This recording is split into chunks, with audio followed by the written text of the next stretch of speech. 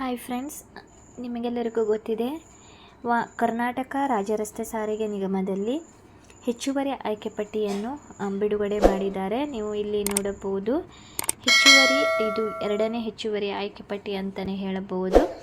So ಇಲ್ಲಿ ನೋಡಿ, ನೀವು 22 ಅಭ್ಯರ್ಥಿಗಳ ಒಂದು ಲಿಸ್ಟನ್ನು ಬಿಟ್ಟಿದ್ದಾರೆ.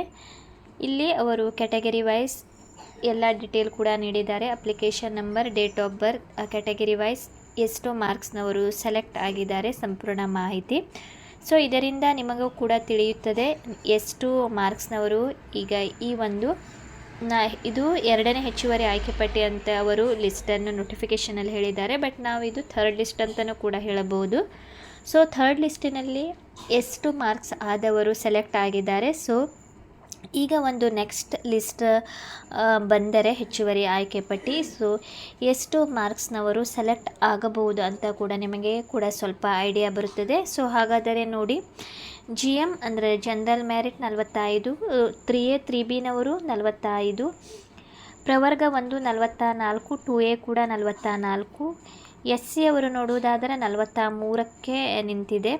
ಅದೇ ರೀತಿ 2B 42.5, ಜನರಲ್ ಮೆರಿಟ್ P ಆದವರು 37 ಆದವರು ಕೂಡ ಇಲ್ಲಿ ಸೆಲೆಕ್ಟ್ ಆಗಿದ್ದಾರೆ. ಸೊ ಈ ಒಂದು ಮಾರ್ಕ್ಸ್ನವರು ಈ ಒಂದು ಥರ್ಡ್ ಲಿಸ್ಟಿನಲ್ಲಿ ಬಂದಿದ್ದಾರೆ. ನೆಕ್ಸ್ಟ್ ಇದೇ ಮಾರ್ಕ್ಸ್ನವರು ತುಂಬ ಜನರು ಒಂದು ಡೇಟ್ ಆಫ್ ಬರ್ತ್ ಅಂದರೆ ಯಾರ ಒಂದು ವಯಸ್ಸು ಹೆಚ್ಚಿದೆ ಅವರಿಗೆ ಮೊದಲ ಆದ್ಯತೆ ಇರುತ್ತದೆ. ಸೊ ಆಮೇಲೆ ನೆಕ್ಸ್ಟ್ ಸೇಮ್ ಮಾರ್ಕ್ಸ್ ಇದ್ದವರು ಕೂಡ ಈ ಒಂದು ಲಿಸ್ಟಿನಲ್ಲಿ ಸೆಲೆಕ್ಟ್ ಆಗದೇ ಇದ್ದರೆ ನೆಕ್ಸ್ಟ್ ನಿಮಗೆ ಮತ್ತೆ ಹೆಚ್ಚುವರಿ ಆಯ್ಕೆ ಪಟ್ಟಿ ಬಿಡುಗಡೆ ಮಾಡಿದರೆ ನಿಮಗೆ ಅವಕಾಶ ಇದೆ. ಯಾಕಂದರೆ ಫ್ರೆಂಡ್ಸ್ ನೋಡಿ, ಅವರಿಗೆ ಟೋಟಲ್ 2000 ಅಭ್ಯರ್ಥಿಗಳು ಬೇಕಾಗಿದ್ದಾರೆ. ಸೊ 2000 ಅಭ್ಯರ್ಥಿಗಳು ಆಗುವ ತನಕ ಅವರು ಒಂದು ಹೆಚ್ಚುವರಿ ಆಯ್ಕೆ ಪಟ್ಟಿಯನ್ನು ಬಿಡುಗಡೆ ಮಾಡುವ ಸಂಭವವಿದೆ. ಯಾಕಂದರೆ 1 ವರ್ಷ ಕೂಡ ಆಗಬಹುದು ಈ ಒಂದು ಹೆಚ್ಚುವರಿ ಆಯ್ಕೆ ಪಟ್ಟಿ ಬಿಡುಗಡೆ ಮಾಡಲು. ಯಾಕಂದರೆ 3 ತಿಂಗಳ ಅವರಿಗೆ ಒಂದು ಅವಕಾಶ ಇರುತ್ತದೆ. ಯಾಕಂದರೆ ಅವರು ಮೊದಲು ಒಂದು ನೋಟಿಫಿಕೇಷನ್ ಹೊರಡಿಸುತ್ತಾರೆ, ಆಮೇಲೆ ಅವರಿಗೆ ಕೌನ್ಸ್ಲಿಂಗ್ ಇರುತ್ತದೆ, ಆಮೇಲೆ ಅವರಿಗೆ ಒಂದು ಜಾಯ್ನಿಂಗ್ ಲೆಟರ್ ಬರುತ್ತದೆ. ಆಮೇಲೆ ಅವರು ಜಾಯಿನ್ ಆದ ಮೇಲೆ ಕೆಲವಷ್ಟು ಅಭ್ಯರ್ಥಿಗಳು ಸ್ವಲ್ಪ ದಿನ ಮಾಡುತ್ತಾರೆ, ಆಮೇಲೆ ಹೆವಿ ಡ್ಯೂಟಿ ಆದರೆ ಅವರು ಒಂದು ಬಿಡುವ ಚಾನ್ಸಸ್ ಕೂಡ ಇರುತ್ತದೆ. ಆ ಸಂದರ್ಭದಲ್ಲಿ ಅವರಿಗೆ ಅಲ್ಲಿ ಮತ್ತೆ ಅಭ್ಯರ್ಥಿಗಳು ಸಾರ್ಟ್ ಆಗುತ್ತಾರೆ. ಯಾಕಂದರೆ ಅವರಿಗೆ ಟೋಟಲ್ 2000 ಅಭ್ಯರ್ಥಿಗಳು ಒಂದು ಬೇಕಾಗಿದ್ದಾರೆ. ಸೊ ಈ ರೀತಿಯಾಗಿ ಯಾರಾದರೂ ಅಬ್ಸೆಂಟ್ ಆದರೆ ಬರದೇ ಇದ್ದರೆ ಅಂಥವರಿಗೆ ಅವರು ಮತ್ತೆ ಒಂದು 4th ಲಿಸ್ಟ್ ಬಿಡುಗಡೆ ಮಾಡುವ ಚಾನ್ಸಸ್ ಇದೆ. ಸೊ ಯಾರೂ ಕೂಡ ಅರ್ಧ ಅಥವಾ ಅದೇ ಒಂದು ಮಾರ್ಕ್ಸ್ನಿಂದ ಡೇಟ್ ಆಫ್ ಬರ್ತ್ನಿಂದ ಸೆಲೆಕ್ಟ್ ಆಗದೇ ಇದ್ದರೆ ನೆಕ್ಸ್ಟ್ ಅವರಿಗೆ ಅವಕಾಶ ಕೂಡ ನಿಮ್ಮ ಒಂದು ಕೌನ್ಸ್ಲಿಂಗ್ ಡೇಟ್ ಅವರು ಅನೌನ್ಸ್ ಮಾಡುತ್ತಾರೆ. ಆ ದಿನ ನೀವು ಕೌನ್ಸ್ಲಿಂಗ್ಗೆ ಹೋಗುವಾಗ ನಿಮ್ಮ ಒಂದು ನೀವು ಗಳಿಸಿದ ಚಾಲನಾ ಒಂದು ಟ್ರ್ಯಾಕ್ ಟೆಸ್ಟಿನಲ್ಲಿ ಗಳಿಸಿದ ಒಂದು ಅಂಕಪಟ್ಟಿ, ಅದೇ ರೀತಿ ನೀವು ಡಾಕ್ಯುಮೆಂಟ್ ವೆರಿಫಿಕೇಷನ್ಗೆ ಹೋದಾಗ ಅಲ್ಲಿ ನೀಡಿರುವ ಒಂದು ರಿಸಿಪ್ಟ್, ಅದೇ ರೀತಿ ಡ್ರೈವಿಂಗ್ ಲೈಸೆನ್ಸ್ ಮತ್ತು ನೀವು ನಿಮ್ಮ ಒಂದು ಆಧಾರ್ ಕಾರ್ಡ್ ಇಷ್ಟನ್ನು ನೀವು ತೆಗೆದುಕೊಂಡು ಹೋಗಬೇಕು. ಆಮೇಲೆ ಅಲ್ಲಿ ನಿಮಗೆ ಯಾವ ಒಂದು ಡಿಪೋ ಅಂತ ಅವರು ಯಾವ ಒಂದು ಡಿಪೋನಲ್ಲಿ ಸೀಟ್ ಖಾಲಿ ಇದೆ ಆ ಒಂದು ಡಿಪೋನಲ್ಲಿ ನಿಮಗೆ ಅಲ್ಲಿ ಡ್ಯೂಟಿ ಮಾಡಲು ಅವರು ಹಾಕುತ್ತಾರೆ.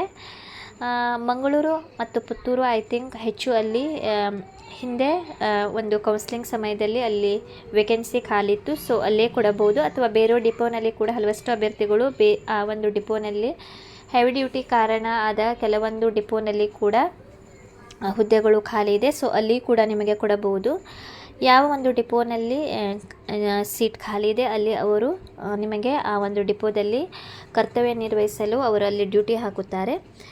ಆ ಒಂದು ಕೌನ್ಸ್ಲಿಂಗ್ ಆದ ಮೇಲೆ ಯಾವ ಒಂದು ಡಿಪೋನಲ್ಲಿ ನೀವು ಸೆಲೆಕ್ಟ್ ಆಗುತ್ತೀರಿ, ಆಮೇಲೆ ನಿಮಗೆ ಅಲ್ಲಿ ನಿಮ್ಮ ಡಿಪೋಗೆ ಒಂದು ಡಿವಿಷನ್ ಇರುತ್ತದೆ. ಆ ಡಿವಿಷನಲ್ಲಿ ನೀವು ಹೋಗುವಾಗ ಮೊದಲು ನೀವು ಅಲ್ಲಿ ಹೋಗಿ ಡಿವಿಷನ್ನಲ್ಲಿ ಹೋಗಿ ರಿಪೋರ್ಟ್ ಮಾಡಬೇಕು. ರಿಪೋರ್ಟ್ ಮಾಡುವ ಸಂದರ್ಭದಲ್ಲಿ ನೋಡಿ, ಇಲ್ಲಿ ಯಾವೆಲ್ಲ ದಾಖಲೆಗಳು ನೀವು ತೆಗೆದುಕೊಂಡು ಹೋಗಬೇಕಂತ ಇಲ್ಲಿ ಅವರು ಆಲ್ರೆಡಿ ಒಂದು PDF ಕೂಡ ಹಾಕಿದ್ದಾರೆ.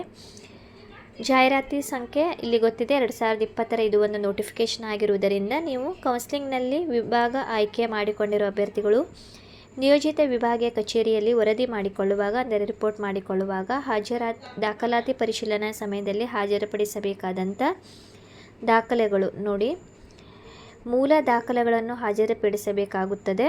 ಅಂದರೆ 2020 ಆ ಒಂದು ನೋಟಿಫಿಕೇಷನ್ ಸಂದರ್ಭದಲ್ಲಿ ನೀವು ಯಾವೆಲ್ಲ ಒಂದು ದಾಖಲೆಗಳು ಸಬ್ಮಿಟ್ ಮಾಡಿದ್ದೀರಿ ಅದೇ ದಾಖಲೆಗಳು ನೀವು ತೆಗೆದುಕೊಂಡು ಹೋಗಬೇಕು. ಹೊಸ ದಾಖಲೆ ಆಗುವುದಿಲ್ಲ. ಅಂದರೆ 2020 ಒಂದು ಓಲ್ಡ್ ದಾಖಲಾತಿ ಆಗಿರಬೇಕು.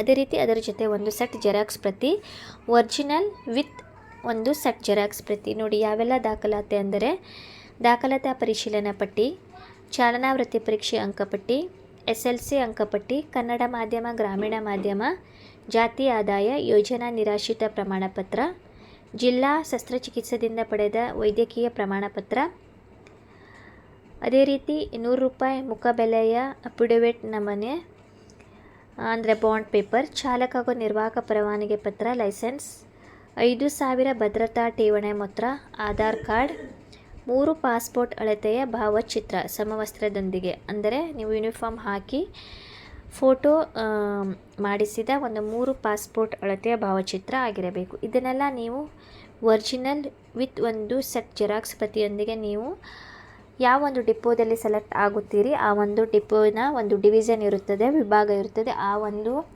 ವಿಭಾಗಕ್ಕೆ ಹೋಗಿ ನೀವು ಮೊದಲು ರಿಪೋರ್ಟ್ ಮಾಡಿ ಇದನ್ನೆಲ್ಲ ನೀವು ಸಬ್ಮಿಟ್ ಮಾಡಬೇಕು.